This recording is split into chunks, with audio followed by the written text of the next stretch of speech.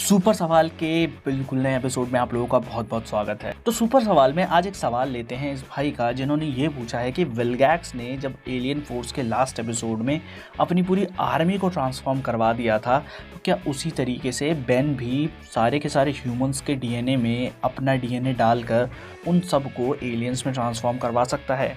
Well चलो इस चीज़ को स्टेप बाय स्टेप समझते हैं।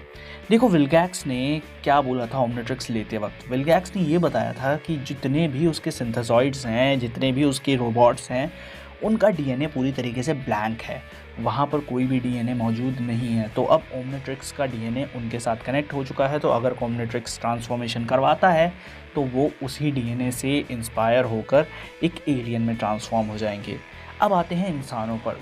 देखो इंसानों पर ये चीज़ लागू नहीं होती क्योंकि इंसानों के पास अपना डीएनए मौजूद है, उनके पास अपना एक डीएनए स्ट्रक्चर है, उनके पास अपनी एक जेनेटिक इन्फॉर्मेशन है।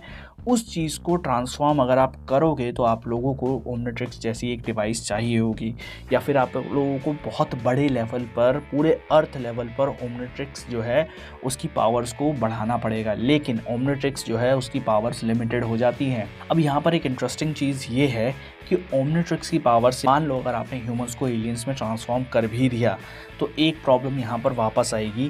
दोबारा से जब वो इंसान ह्यूमन फॉर्म में आना चाहेंगे तो उन्हें काफ़ी ज़्यादा दिक्कतें आएंगी, क्योंकि ओमनिट्रिक्स बेन के डीएनए को पूरी तरीके से ट्रांसफॉर्म नहीं करता, वो बस उसमें माइनर चेंजेस करके उसको ट्रांसफॉर्मेशन में पहुंचा देता है एंड देन उसके बाद वापस से ह्यूमन में। तो दोनों ही डीएनए सेफ रहते हैं। लेकिन यहाँ पर अगर हम लोगों ने बिना ओमनिट्रिक्स के सारे इंसानों को ट्रांसफॉर्म करवा दिया तो उनके डीएनए में ऑल्ट्रेशंस हो जाएंगी, और डीएनए में ऑल्ट्रेशन का मतलब म्यूटेशन, और म्यूटेशन का मतलब बहुत ज़्यादा खतरनाक कॉन्सिक्वेंसेस हो सकते हैं। डॉक्टर एनिमो ने भी तो म्यूटेशन करवाए थे, तुम्हें याद है वो एपिसोड जिसमें ग्रैंडपा मैक्स को उसने एक एलियन बना दिया था।